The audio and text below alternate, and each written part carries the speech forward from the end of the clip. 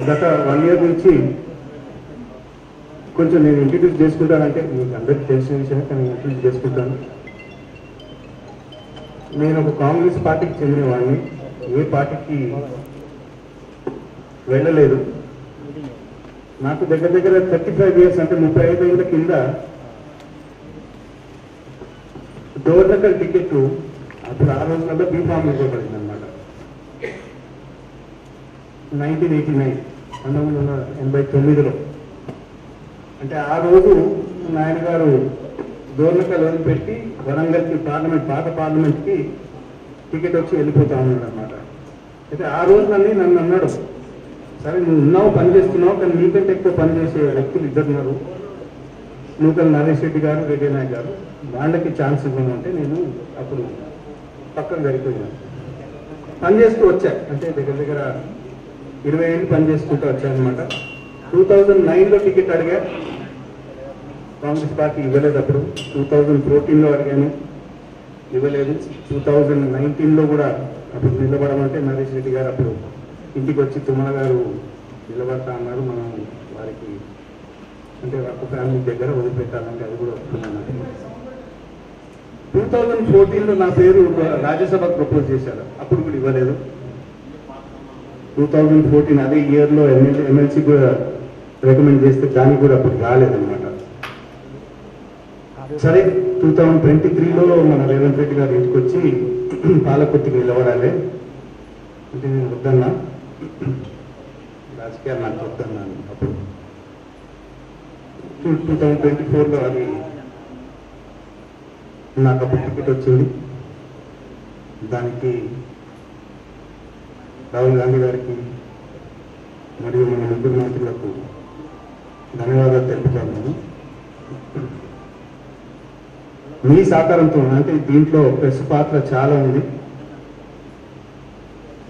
మీ సహకారంతోనే పెద్ద మెజారిటీతో గెలిచాను అనమాట. దానికి నా ధన్యవాదాలు తెలుపుకుంటున్నాను మీ అందరికీ. ఎందుకంటే మీ పాత్ర లేకపోతే పబ్లిక్లో కూడా మెసేజ్ వెళ్ళదన్నమాట. 1 yearలో print and electronic and digital మీడియాతో నాకు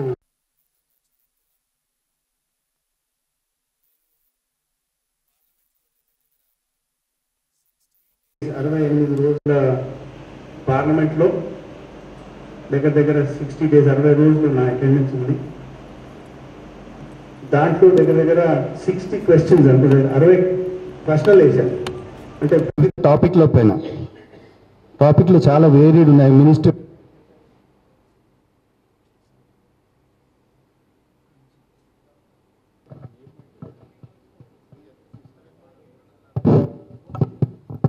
వచ్చిందండి.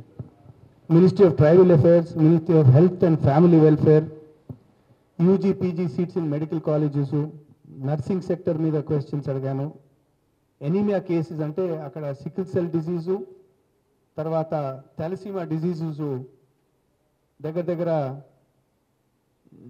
4.5% మన ప్రపంచంలోనే ఉంది. ఇక్కడ పెద్ద ఇష్యూ ఖమ్మంలో అన్నిటికంటే ఎక్కువ health issue thalassemia, sickle cell issue అనమాట. దాని గురించి కూడా లేవనెత్తాను. స్నేక్ బైట్స్ అక్కడ దగ్గర దగ్గర మన దగ్గర ఖమ్మంలో కూడా స్నేక్ బైట్స్ చాలా ఇన్సిడెంట్స్ హై ఉన్నాయి, దాని గురించి లేవనెత్తాను. మినిస్టర్ ఆఫ్ ఎడ్యుకేషన్ కన్సల్టేటివ్ కమిటీలో కూడా నేనే ఉన్నానన్న. దాంట్లో మన స్టేట్ గవర్నమెంట్కి ఉన్న ప్రాబ్లమ్స్, సెంట్రల్ గవర్నమెంట్కి ఉన్న ప్రాబ్లమ్స్, దాని గురించి కూడా బాగా చర్చ జరిగిందనమాట.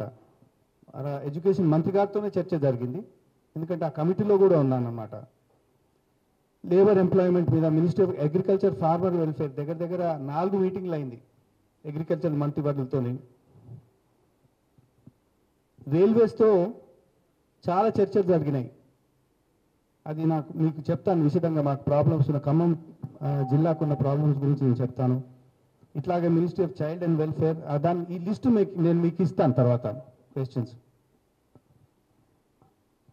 ఈ జిల్లాలో మనకు 3 మంత్రులు ఉన్నారు, ఎమ్మెల్యేలు ఉన్నారు, పాత కాంగ్రెస్ వర్గం ఉంది, కొత్త వర్గం ఉంది, వచ్చిన వర్గం ఉంది. అందరితో నేను పూర్తి స్థాయిగా కలిసి పనిచేస్తున్నానండి. నాకు వారికి ఏ విభేదాలు లేవు.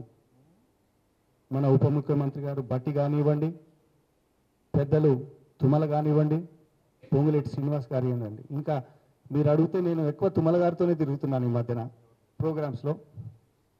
అంటే విభేదాలు ఏం లేవు, కానీ పొంగులేటి గారి మీటింగ్స్ వాళ్ళ ప్రోగ్రామ్స్తోనే నా డేటు కలుస్తలేదన్నమాట. విభేదాలు ఏం లేవు. అందుకొరకు మీకు తెలియపరిచేది ఏంటంటే నాకు మంత్రులకు ఎమ్మెల్యేలకు ఏ విధానికి విభేదాలు ఏం లేవు. అందరితో కలిసి తిరుగుతున్నాం.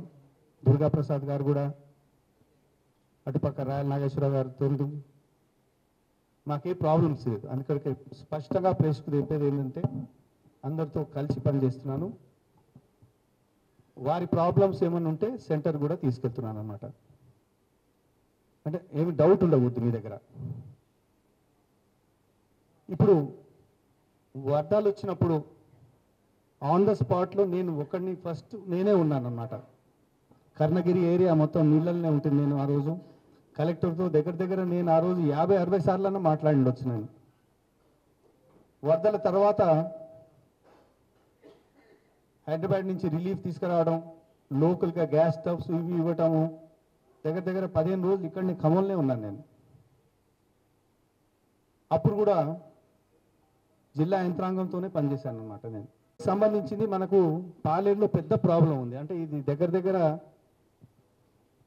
5-6 ఇయర్స్, అంటే 5-6 ఏళ్ల నుంచి నడుస్తుంది. గ్రీన్ఫీల్డ్ హైవే వచ్చింది, ఇటు పక్క నేషనల్ హైవే వచ్చింది. ఇప్పుడు పాపట్పల్లి నుంచి రూరల్ మండలం నుంచి మళ్ళీ ఒక రైల్వే లైను తీసుకుపోతుంది అనమాట, మిర్యాలగూడ రైల్వే లైన్. ఇది గత 5 ఏళ్ల నుంచి మనం ఉన్న రాజ్యసభ మెంబర్లు, తర్వాత లోక్సభ మెంబరు 5 ఏళ్ల నుంచి కష్టపడి ఈ ప్రాబ్లం సాల్వ్ చేయడానికి తీసుకుపోతుండ్రు. కానీ మనకు తెలియకుండా 2022లో డిపిఆర్ అయిపోయింది. PM railway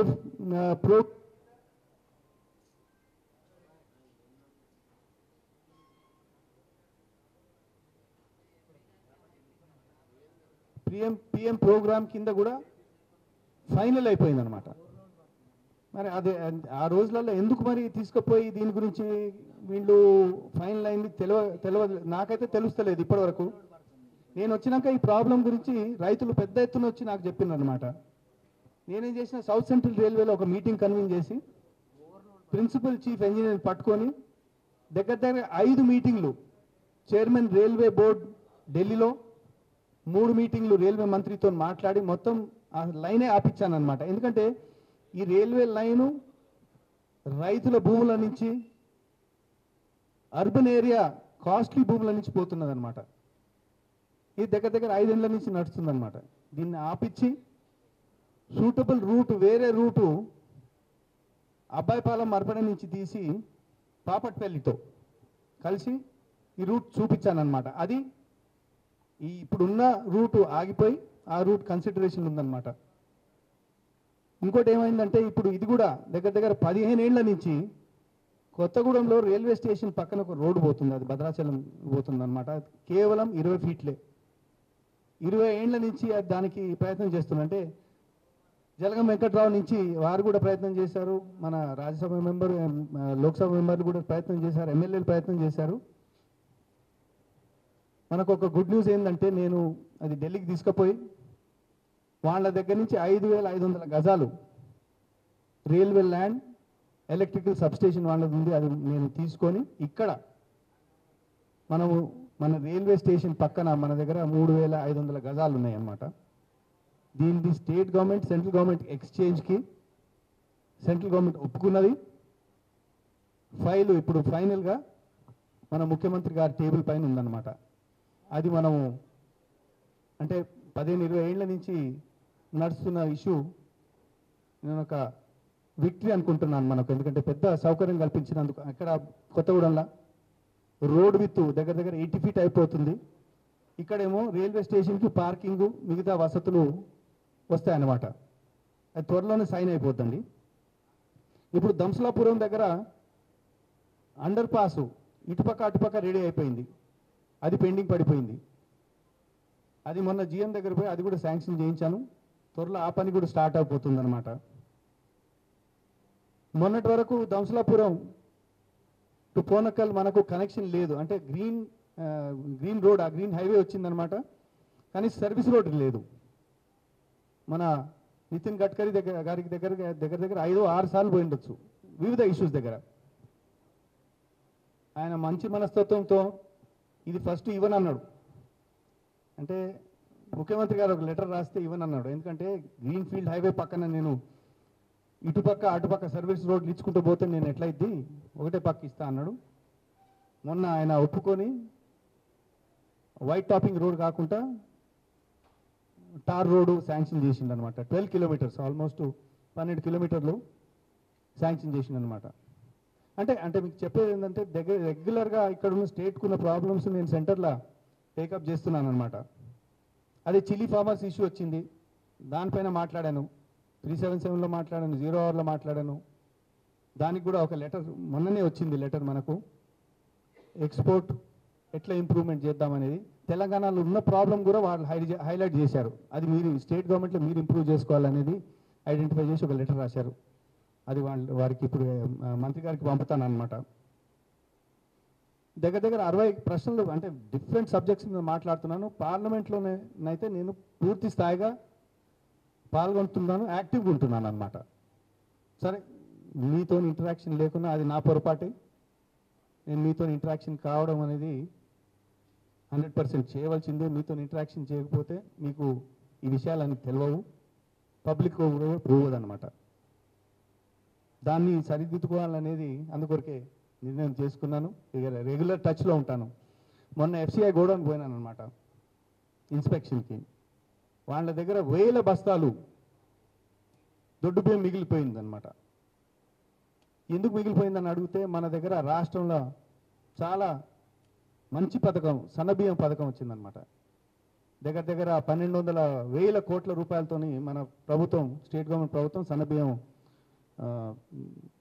చేపట్టిందనమాట. అయితే ఇదంతా మిగిలిపోయింది, ఎవరు వాడతలేరు. ఏం చేయాలి సార్ అని నన్ను అడిగినాను. నేనన్నా ఏం చెప్పలేను నేను, మీరు వేరే రాష్ట్రాలకు పంపుకోండి, ఎందుకంటే ఇక్కడైతే కన్జంప్షన్ కాదు అని చెప్పాను అనమాట. ఈ సెంట్రల్ గవర్నమెంట్కి ఈ సన్నబియ్యంలో, ఈ స్కీమ్లో ఏ పాత్ర లేదు. ఇది కేవలం స్టేట్ గవర్నమెంట్ స్కీమ్ అనమాట.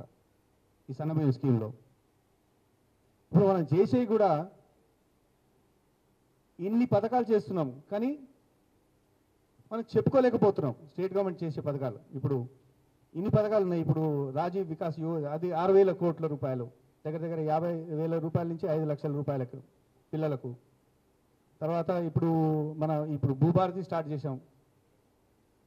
ధరణి ఉండేది, అంటే ధరణిలో ప్రాబ్లం వస్తే మనకు ఫైనల్గా కోట్లకే పోవాల్సి ఉండే. ఇప్పుడు దానికి 3 స్టేజ్ల, అంటే 2 స్టేజ్ల రెజల్యూషన్స్ వచ్చినాయన్నమాట. ఆర్డీఓ, కలెక్టర్, CCLA, ఇటువంటి ఎన్నో చేపడుతున్నాం అనమాట. రుణమాఫీ చేసినాం, 21,000 కోట్ల రూపాయలతోని రుణమాఫీ చేసినాం అనమాట. ఎన్నో పథకాలు చేస్తున్నాం. దగ్గర 3,500 రూపాయలు మీకు ఈ స్త్రీలకు ఉచితంగా బస్సు ప్రయాణంకి 3,500 రూపాయలు ఎవ్రీ ఇయర్ ఖర్చు పెడుతున్నాం అనమాట.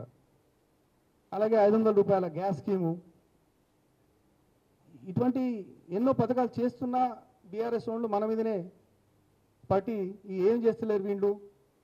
వాళ్ళు చేసింది ఏంది, కూలిపోయిన కాళేశ్వరం, ఆ దరిద్రమైన ధరణి.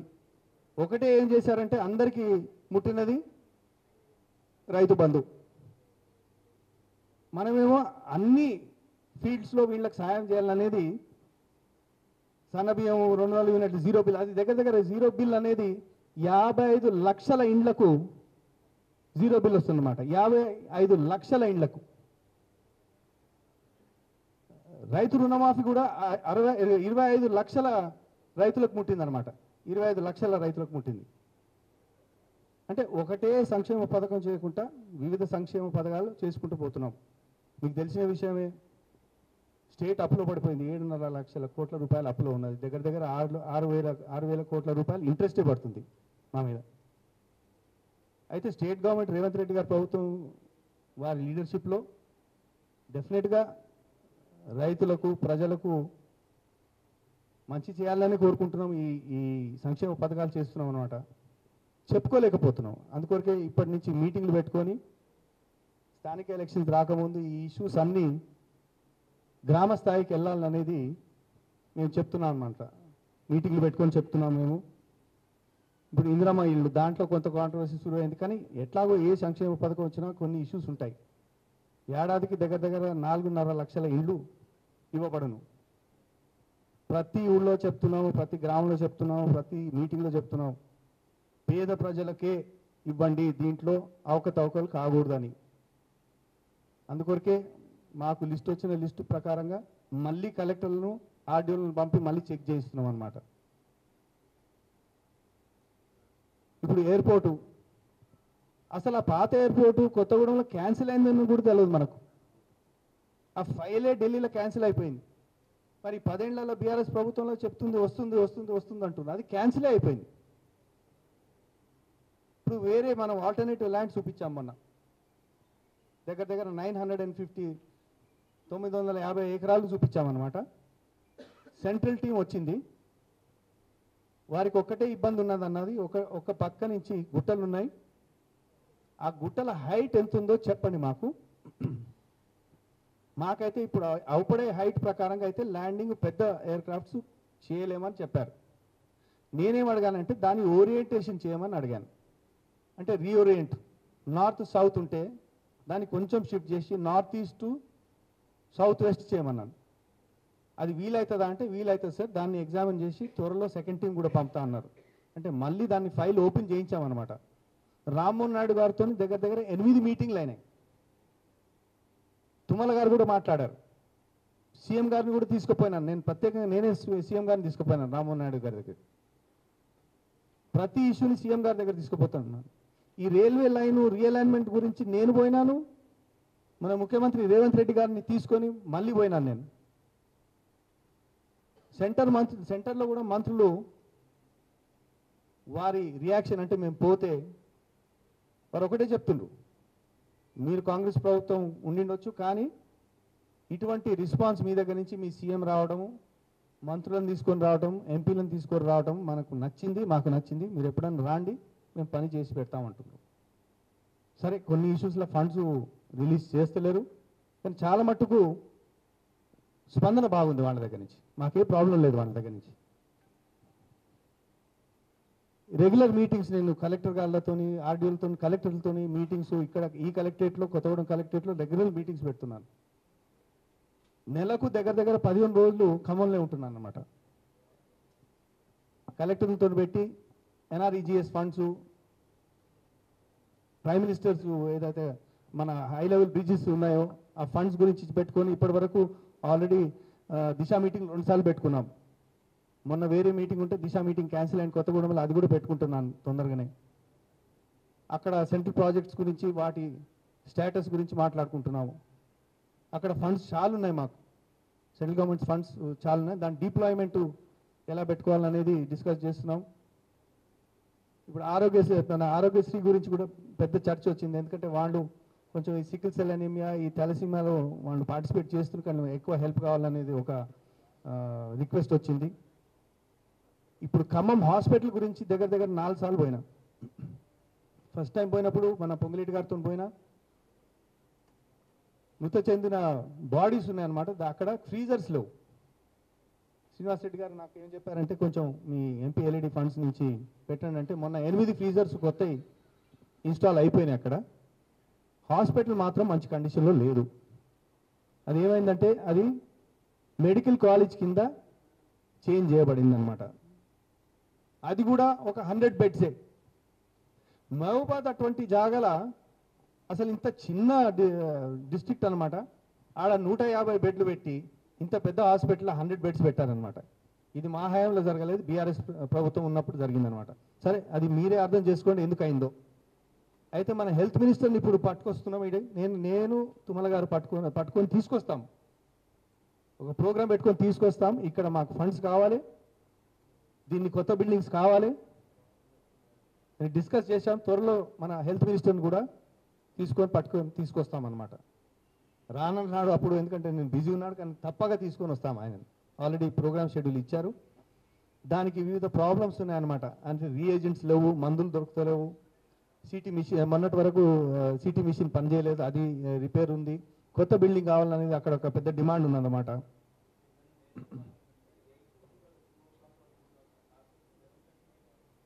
అది అది ప్రాబ్లం ఐడెంటిఫై చేశాం.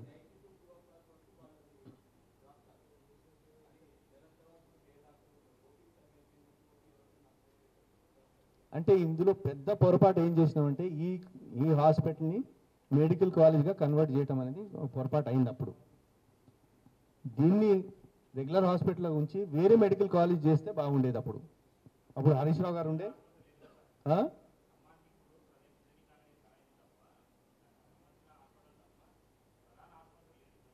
లేదు, నేను ఒప్పుకుంటున్నా. అప్పుడు అందుకొరకే దీన్ని హాస్పిటల్గా ఉంచి దీన్ని ఇంప్రూవ్ చేస్తూ కొత్త మెడికల్ హాస్పిటల్ వాళ్ళు చేస్తే, మెడికల్ కాలేజ్ చేస్తే అయిపోయేది.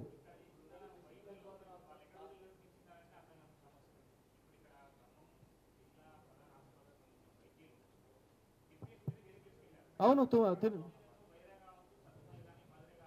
అది దానికి పరిష్కారం ఏంటంటే వేరే హాస్పిటల్ చేసి దీన్ని మెడికల్ కాలేజ్, ఇక్కడ మెడికల్ కాలేజ్ వేరే చేసి ఈ హాస్పిటల్ను అలాగే ఉంచి దీన్ని ఇంప్రూవ్ చేస్తే అయిపోయేది. అప్పుడు ఈ ప్రాబ్లం రాకపోవు. ఎందుకంటే ఇప్పటి నుంచి ఈ ప్రాబ్లం ఎట్లా సాల్వ్ చేయాలనేది మన మంత్రి గారిని తీసుకొచ్చి డిస్కస్ చేసి ఎలా ఇంప్రూవ్మెంట్ చేయాలనేది నిర్ణయం తీసుకుంటాం అన్నమాట. ఇక టూరిజం గురించి మాట్లాడితే మన జూపల్లి గారిని కూడా ఇక్కడికి తీసుకురావడం జరిగింది. దీనికి బుద్ధి స్తూపాకి సెంట్రల్ గవర్నమెంట్ ఫండ్స్ అడగటానికి అప్పుడు నేను అక్కడ మంత్రివర్యుల దగ్గరికి కూడా 2-3 సార్లు పోవడం అయింది. మొత్తం టూరిజం సర్కిట్ చేసి ఇవ్వండి, దాని గురించి ప్లాన్ చేస్తామని చెప్పారు. నిన్ననే మన కలెక్టర్ గారితో మాట్లాడుతుంటే పులిగుండాల దగ్గర 200 స్క్వేర్ కిలోమీటర్స్ అడిగి ఉందన్నమాట.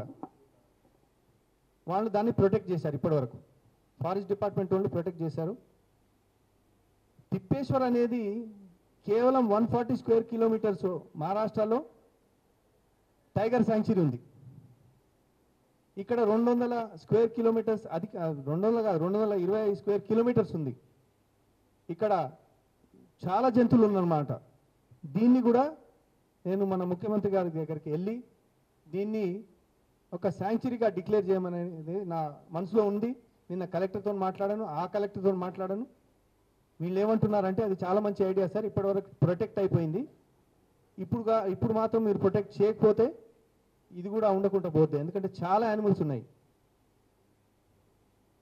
కేవలం ఒక టైగర్ లేదు, పెద్ద పులి లేదు, మిగతా యానిమల్స్ అన్నీ ఉన్నాయి. గావురు ఉన్నది, డియర్ ఉన్నది, లెపర్డ్స్ ఉన్నాయి అన్నమాట.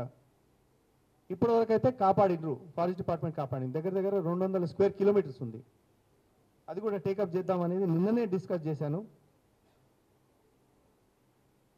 పిఎం రిలీఫ్ ఫండ్ కింద, సీఎం రిలీఫ్ ఫండ్ కింద దగ్గర ఇప్పటివరకు మా ఆఫీస్, అంటే నా ఆఫీస్ అందరికంటే ఎక్కువ యాక్టివ్గా ఉందన్నమాట. దగ్గర 1000 checks already, 950 checks, 800 checks already distribute అయిపోయినాయి.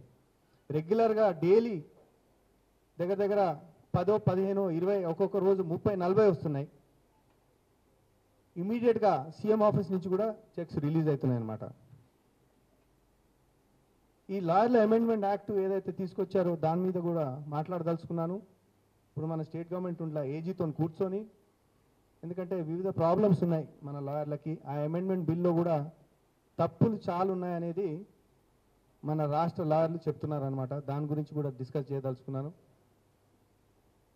డెఫినెట్గా అది టేకప్ చేసి, ఎందుకంటే ఏజీతో కూర్చొని, అడ్వకేట్ జనరల్ గారితో కూర్చొని నేను ఆ చిన్న ఇష్యూస్ వారితో డిస్కస్ చేసి, ఎందుకంటే నాకు ఆ సబ్జెక్ట్లో అవగాహన లేదు, వారి దగ్గర డీటెయిల్స్ తీసుకొని అది లా మినిస్టర్కి రిప్రజెంట్ చేసి ఏదైనా ఫ్రూట్ఫుల్గా మనకు అవుట్కమ్ వస్తుందని అనుకుంటున్నాను. ఇంకా మిగతా ఇష్యూస్ డెఫినెట్గా నేను మీ అందుబాటులో ఉంటాను. ఇప్పటి నుంచి మీరు చెప్పినట్టు రెగ్యులర్గా ప్రెస్ వాళ్ళతో, ప్రెస్ మిత్రులతో నేను ఇంటరాక్ట్ చేసి, మీరు కూడా ఏమైనా ప్రాబ్లమ్స్ ఉంటే నా దగ్గరికి ఎప్పుడైనా తీసుకురాగలరు. ఇక్కడ ఆఫీస్ ఉంది మనది, మీరు తీసుకురండి. ఎప్పుడైనా ఫోన్ చేస్తే మన ప్రెస్ మీట్స్ రెగ్యులర్గా పెడదాం. మీరే ఇవ్వండి, సజెషన్స్ ఇవ్వండి. నాకు 1 year నుంచి మిమ్మల్ని కలలేకపోయినా దానికి నన్ను మన్నించాలని నేను కోరుకుంటున్నాను మీతోని. ఎందుకంటే మీరు నా విక్టరీలో పెద్ద పాత్ర మీది. నేను ఇంత పెద్ద మార్జిన్తో గెలిచానంటే డెఫినెట్గా మీ పాత్ర ఉంది. దానికి మళ్ళీ మళ్ళీ ధన్యవాదాలు తెలుపుకుంటూ మీరందరూ ఇక్కడికి నేను పిలిచినందుకు వచ్చినందుకు ధన్యవాదాలు తెలుపుకుంటూ నేను ముగిస్తున్నాను. ఎప్పుడైనా ఏమైనా క్వశ్చన్స్ చిట్ చాట్ గురించి ఏమైనా క్వశ్చన్స్ అడుగుదామంటే మనం మాట్లాడుకుందాం.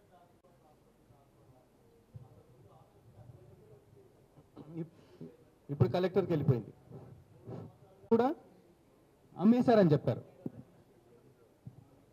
కానీ వాళ్ళు మీకు ఇచ్చిన రిపోర్టు ఒకసారి మళ్ళీ మీరు ఒకసారి కొద్దిగా పరిష్కారం చేయండి సార్. అది ఎందుకంటే దాంట్లో కొద్దిగా లొసుగులు బయటకు బాగా వస్తున్నాయి. గవర్నమెంట్కి సంబంధించి అది స్టేట్ వాళ్ళకి దాని మీద ఏమైనా రైట్స్ లేవు కాబట్టి అడగడానికి ఛాన్స్ లేదు. ఒక పార్లమెంట్ సభ్యులుగా మీకు తప్ప మిగతా వాళ్ళకి దానికి పోవడానికి ఛాన్స్ లేదు కాబట్టి వాళ్ళు కొంచెం సమాధానం వాళ్ళ దగ్గర నుంచి రావడం ఇర్రెగ్యులర్గా ఉన్నారు టోటల్గా. దాంతోపాటు ఆ లాస్ట్ టైం వచ్చిన వరదల వలన కొన్ని వేల ఎస్ఎక్యూల ధాన్యాన్ని ఖరాబ్ అయినట్టుగా రికార్డులో రాస్తున్నారు. కానీ గవర్నమెంట్కి ఇచ్చిన రికార్డు ఒకటి ఉన్నది, అక్కడ రికార్డు ఇంకో రకంగా ఉంది. దయచేసి అక్కడ 2 రికార్డులు మెయింటైన్ చేసినట్టుగా ఆరోపణలు వస్తున్నాయి సార్. దానికి కేవలం మీకు తప్ప మిగతా వాళ్ళకి దానికి పోవడానికి రైట్స్ లేదు. పని చేస్తాను, ఆ రికార్డ్ తెప్పిస్తాను. కానీ ఆ రోజు నాకు ఇన్ఫర్మేషన్ ఇచ్చిన ప్రకారంగా అక్కడున్న అధికారులు 450 మెట్రిక్ టన్స్, కేవలం 450 మెట్రిక్ టన్సే డ్యామేజ్ అయిందని చెప్పారనమాట. కింద ఉన్న లేయర్ డ్యామేజ్ అయింది. ఇప్పుడు దానికి కూడా పరిష్కారం ఉంది, ప్యాలెట్స్ తెస్తున్నామని చెప్పారు. ప్యాలెట్స్ అంటే దగ్గర దగ్గర 1 ఫుట్ పైకి ఉంటాయన్నమాట, అవి తెస్తున్నారని చెప్పారు అనమాట. ఏమంటారు మరి వీరు 400 మెట్రిక్ టన్స్ అంటే మరి నాకు నేను తెప్పించుకుంటాను, రిపేర్ తెప్పించుకుంటాను. నాకు చెప్పినంత వరకు 450 మెట్రిక్ టన్స్ సార్.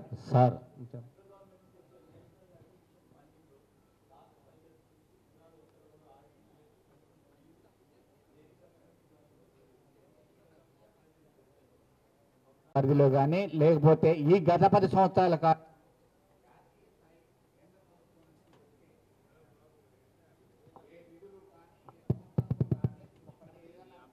హయాంలో ఖమ్మం జిల్లాకి వరించే అవకాశాలు ఉన్నాయా? అలాగే ఒక పనికి ఉపాధి హామీ పథకం పనులు తప్ప కేంద్రం నుంచి వచ్చే నిధులు ఏంటిది అనేది కూడా ప్రజాప్రతినిధులకు తెలియని పరిస్థితి ఉంది. ఎందుకంటే సెంట్రల్ మినిస్టర్లుగా చేశారు, మా ఎంపీలుగా మారుతున్నారు తప్ప జిల్లాకి వనగూర్చిన ప్రయోజనాలు అయితే ఇంతవరకు ఏమీ లేదు. ఈ 15-20 సంవత్సరాల కాలం మీ ద్వారా ఈ కేంద్ర ప్రభుత్వం నుంచి ఇది నేను చేశానని చెప్పని గర్వంగా చేసుకునే ఏదన్నా ఒక సంస్థని తీసుకొచ్చే ప్రయత్నం చేస్తారా? డెఫినెట్గా ఆల్రెడీ కొంత డబ్బు వచ్చిన రికార్డ్ ఉంది మా దగ్గర. ప్లస్ ఈ సెంట్రల్ ఫండ్స్ రెగ్యులర్ స్కీమ్స్ కూడా ఉన్నాయి, చాలా మటుకు స్కీమ్స్ ఉన్నాయి. దగ్గర దగ్గర ఇప్పుడు ఎన్ఆర్ఈజీ స్కీమ్స్ కింద దగ్గర దగ్గర 60-70 కోట్ల రూపాయలు ఉంటుంది. అంటే ఇటువంటి ఒక స్కీమ్లో హై లెవెల్ బిజినెస్కి మన దానికి ఒక 100 crores ఉంది. వివిధ దాంట్లో ఉన్నాయి, డబ్బులు ఉన్నాయి. ఆ రిపోర్టు మనం ఎంత స్పెండ్ చేస్తున్నామో దాన్ని అది మీకు ఇవ్వగలను నేను. అంటే ఈ 1 yearలో వచ్చినాయి. మీరు మాట్లాడేది నిధుల గురించి కూడా నేను రిపోర్ట్ తీసి మీకు ఇస్తానన్నమాట. ఇది నిధులు కాకుండా సమస్యలు కూడా ఉన్నాయి, ఇన్నేళ్ల నుంచి సాల్వ్ చేయని సమస్యలు ఉన్నాయి. అవి నేను ఇప్పుడు చేస్తున్నాను. ఆల్మోస్ట్ 13 టాపిక్స్ తీసుకున్నాను అనమాట. ఒక జిల్లాకే సంబంధించింది కాదు, రాష్ట్రానికి సంబంధించిన ఇష్యూస్ ఎవరు లేవలెత్తలేదు అనమాట. అవి ఇప్పుడు తీసుకున్నాను నేను. సార్ ఎంపీ గారు ఒక మైక్ తీసుకుంటే అందరికీ వస్తుంది అన్నమాట. నా పేరు రాము, ఆంధ్రజ్యోతి విలేకరిని. ముగ్గురు మంత్రులతో కూడా మిత్రుల్లాగా కలిసిపోతున్నామని చెప్పండి.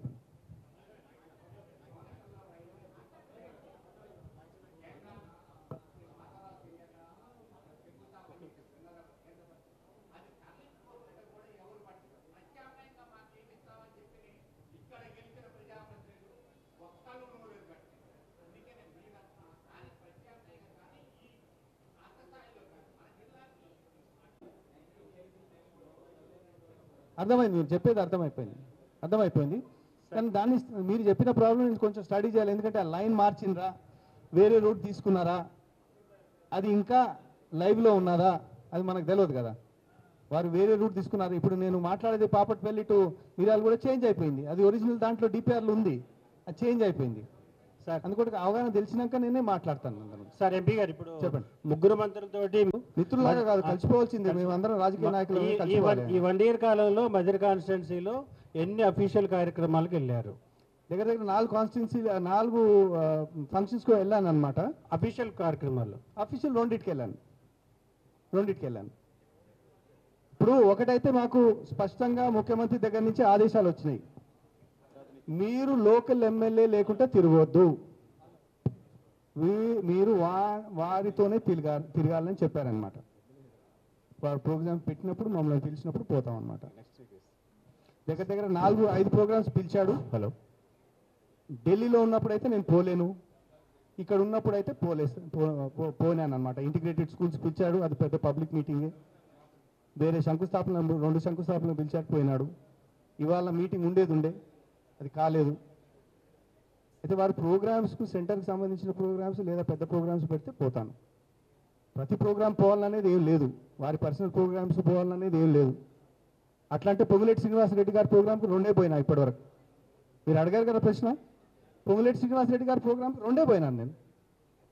ఎక్కువ తుమ్మల గారితోనే పోయినాను, 20-30కి పోయినాను అనమాట. సార్ తెలంగాణ రాష్ట్ర వ్యాప్తంగా ఒక చర్చ సెషన్లో స్థానిక సంస్థలు అమలు చేస్తూ ఉంటున్నారు. ఇప్పటికే రాష్ట్ర ప్రభుత్వం సెంట్రల్ గవర్నమెంట్ పంపింది. రాబోయే స్థానిక సంస్థల ఎన్నికల్లో బీసీలకి 42% రిజర్వేషన్లు అమలు జరుగుతాయా కావా అనేది సార్? అది నేనెట్లా చెప్పగలనండి. ఒకవేళ అది చట్టం ద్వారా వస్తే డెఫినెట్గా మనం పాటించవలసిందే కదా. చట్టం ద్వారా వస్తే డెఫినెట్గా పాటించవలసిందే. వి వెల్కమ్ ఇట్ అండి. దాంట్లో మాకు డౌట్లు ఏం లేదు. మా ఎంపీ గారు జర్నలిస్టుల సంక్షేమం కోసం జర్నలిస్టులకి కరోనాగా ముందు రైల్వే పాసులు 50% రాయితీ ఢిల్లీలో మీరు మాట్లాడారు. దానికి సంబంధించిన జీవో తీసుకొచ్చి మాకు ఇంప్లిమెంటేషన్ చేపిస్తే సంతోషం సార్. ఇంకొకటి కూడా జర్నలిస్టులు దాదాపు 2 దశాబ్దాలుగా ఇళ్ల స్థలాల కోసం ఇప్పుడున్న మంత్రులకి గతంలో ఉన్న మంత్రులకి జీవో ఇచ్చి ల్యాండ్ అలాట్మెంట్ చేసి కేవలం డబ్బులు కట్టే దగ్గర ఆగిపోయింది. అది సుప్రీంకోర్టు ఒక కోర్టులో కేసు వేసామని ఒక బూచి చూపించి మాకు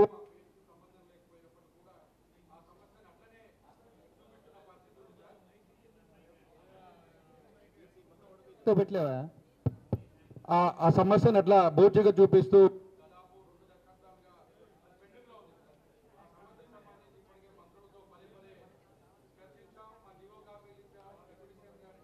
మంది ఇప్పటికే అనారోగ్యాలతో ఒత్తిడితో మృత్యువాత పడి చనిపోతున్న పరిస్థితి. అనారోగ్యం వాళ్ళు టేకప్ చేస్తాను అంటే మీరు చెప్పేది ఏంది?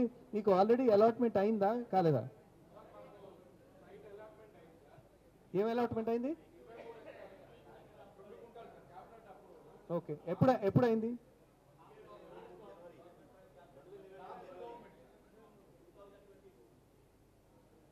ఓకే, మరి ఎందుకు అలాట్ అయింది మరి ఎందుకు ఇవ్వలే?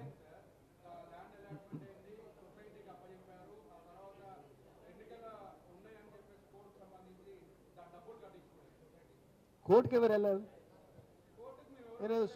సుప్రీంకోర్టు అంటే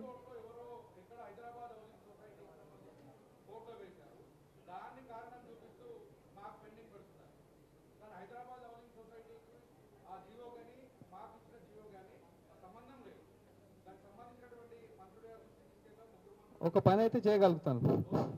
ఇప్పుడు ఉన్న అడ్వకేట్ జనరల్ ఉన్నారు కదా,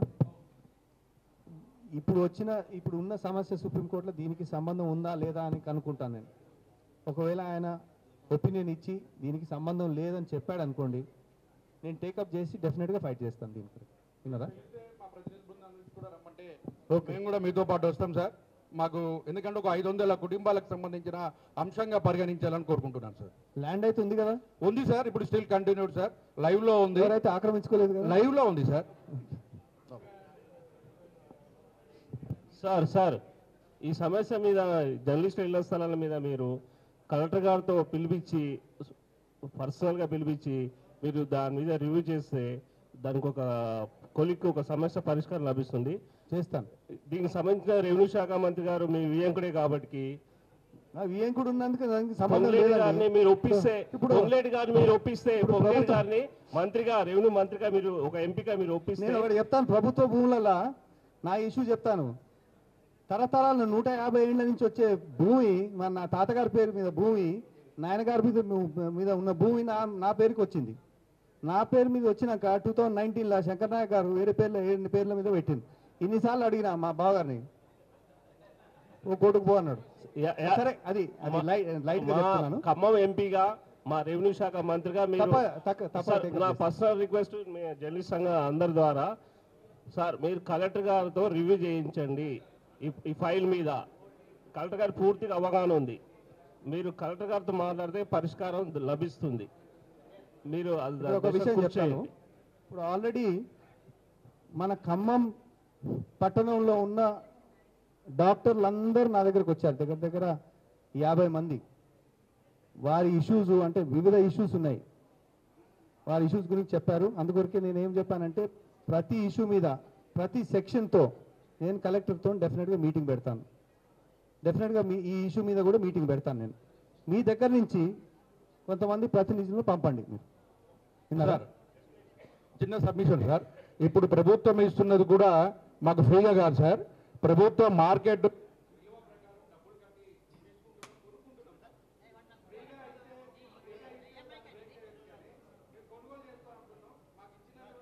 కోర్టుకు వెళ్ళినటువంటి వ్యక్తులు కూడా మాకు అలాట్మెంట్ చేసిన తర్వాత, మాకు ఇచ్చిన తర్వాత, కేటాయించిన తర్వాత ఎప్పుడుదో గతంలో జరిగినటువంటి చూపిస్తూ హైదరాబాద్ని చూపిస్తూ ఆపేస్తున్నారు సార్. మేము కలెక్టర్ గారిని అడిగినా, జేసీ గారితో మాట్లాడినా కూడా మీకు ఆ సొసైటీకి సంబంధం లేదు, డబ్బులు కట్టొచ్చని స్పష్టం చేశారు. కానీ ఎందుకో వారు సాహసం చేయడం లేదు సార్. దీన్ని మీరు అదే దాని గురించి ఇండ్ల స్థలాల సమస్యని మీరు ఎంత త్వరగా పరిష్కరిస్తే దాదాపు 300 మంది జర్నలిస్టులు ఈరోజు ఎదురు చూస్తున్నారు సార్. కాబట్టి అంత త్వరగా పరిష్కరించడానికి మీరు ఏం కృషి చేస్తారో ఈ జర్నలిస్టులు ఇప్పుడు ఆల్రెడీ రిజిస్టర్ చేశారా? ఎంతమంది కావాలనేది ఉన్నదా లిస్టు? ఉన్నదండి లిస్ట్ తోటి సహా అయిపోయింది. అక్కడ ఉన్నటువంటి స్థలం కూడా క్లియర్గా ఉన్నది. కాబట్టి మీరు ఏ మేరకు ఎంతవరకు ఏ లోపల మీరు సమస్య పరిష్కరిస్తారో ఒక్కసారి మా జర్నలిస్టులకు సమాచారం. ఫస్ట్ మీటింగ్ అయితే కలెక్టర్తో చేయిస్తానండి. మీ దగ్గర నుంచి ప్రతినిధులను పంపండి. దాని తర్వాత నేను మీరు చెప్పినట్టు మన ఉప ముఖ్యమంత్రి గారితో, రెవెన్యూ మంత్రి గారితో డెఫినెట్గా కూర్చొని నేను 100%గా ప్రయత్నం చేస్తాను. దీనికి ఇష్యూ ఏమనేది ఇంకా అర్థం కావట్లేదు నాకు. మీకు అలాట్ అయినాక ఎందుకు ఇస్తలేరు అనేది ఇంకా నాకు పూర్తి స్థాయిగా అవగాహన రావడం లేదు నాకు. అందుకొరకే దానికి ఎగ్జాక్ట్ పాయింట్ ఏందో కనుక్కోవాలి నేను. ఇప్పుడు రైల్వేది కూడా 20 ఏళ్ల నుంచి అట్నే పడున్నది అనమాట. ఆ రూట్ కాజ్ ప్రాబ్లం ఏంది దొరికినాకనే కదా సాల్వ్ చేయాలి. సార్ మీ దగ్గరికి మేము ఒక ప్రతినిధి బృందంగా వచ్చి దీని మీద మీకు ఫుల్ డీటెయిల్స్ ఇచ్చి మీకు ఎక్స్ప్లెయిన్ చేస్తాం సార్. అయితే కలెక్టర్ గారు ఏం చెప్పారంటే సుప్రీంకోర్టు ఇచ్చిన తీర్పుకి ఖమ్మం జర్నలిస్ట్ సంబంధించిన ఏమాత్రం సంబంధం లేదని స్పష్టంగా చెప్పారు సార్. అడిషనల్ కలెక్టర్ శ్రీనివాసరెడ్డి గారు కూడా చెప్పారు. కానీ ఇక్కడ ఒక మెలిక ఉంది, ఆ మెలికని మీరు పరిష్కరించాలి. మీకు మీ దగ్గర పర్సనల్గా వచ్చి దీని మీద జీవోలన్నీ మీకు సమర్పించి మీకు ఎక్స్ప్లెయిన్ చేస్తాం సార్. అందుకొరకే సరే పూర్తి స్థాయిగా కలెక్టర్కి లా మీద అవగాహన ఉండదు. అందుకొరకే నేను ఈ పాయింట్ తీసుకొని నేను కొంచెం ఏజీ గారితో టైం తీసుకొని ఆయన దగ్గర పోయి, నాకు ఆ చనువు ఉంది, ఆయన దగ్గర టైం తీసుకొని పోయి మాట్లాడి దాని తర్వాత కలెక్టర్తో మీటింగ్ పెట్టుకొని మిమ్మల్ని కూడా పిలుస్తాను. మీరు కావాలంటే దానికంటే మొదలు రిప్రజెంటేషన్ ఇవ్వండి. దీనికి సంబంధించిన డాక్యుమెంట్స్ సార్ మీకు హ్యాండ్ ఓవర్ చేస్తాం సార్. డెఫినెట్గా.